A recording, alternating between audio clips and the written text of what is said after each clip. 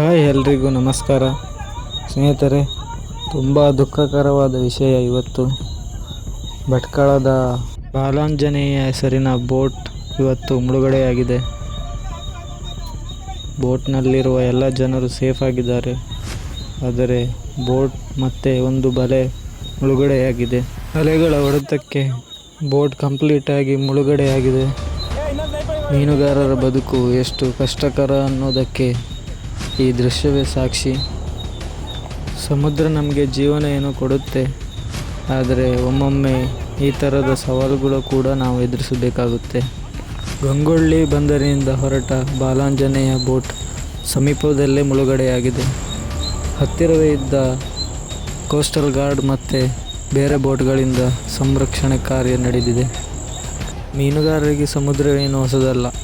ಪ್ರತಿದಿನ ಅಲೆಗಳ ಜೊತೆ ಹೋರಾಡಿ ತಮ್ಮ ಕುಟುಂಬಕ್ಕಾಗಿ ದುಡಿಯುತ್ತಾರೆ. ಆದರೆ ಸಮುದ್ರವು ಯಾವಾಗ ಶಾಂತವಾಗಿರುತ್ತದೆ, ಯಾವಾಗ ತನ್ನ ಆರ್ಭಟವನ್ನು ತೋರಿಸುತ್ತದೆ ಅನ್ನೋದನ್ನು ಯಾರಿಂದಲೂ ಊಹಿಸಲು ಸಾಧ್ಯವಾಗುವುದಿಲ್ಲ.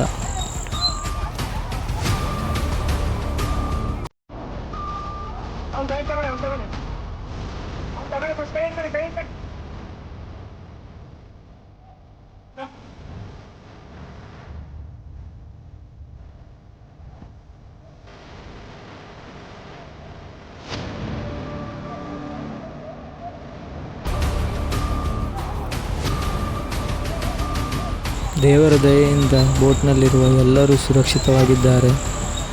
ಈ ಬೋಟ್ನ ಒಂದು ಬಲೆಯನ್ನು ಮಾತ್ರ ಇನ್ನೊಂದು ಬೋಟ್ ಅವರಿಂದ ರಕ್ಷಣೆ ಮಾಡಲಾಯಿತು. ಬೋಟ್ ಮತ್ತು ಇನ್ನೊಂದು ಬಲೆ ಸಂಪೂರ್ಣವಾಗಿ ಮುಳುಗಿ ಹೋಯಿತು.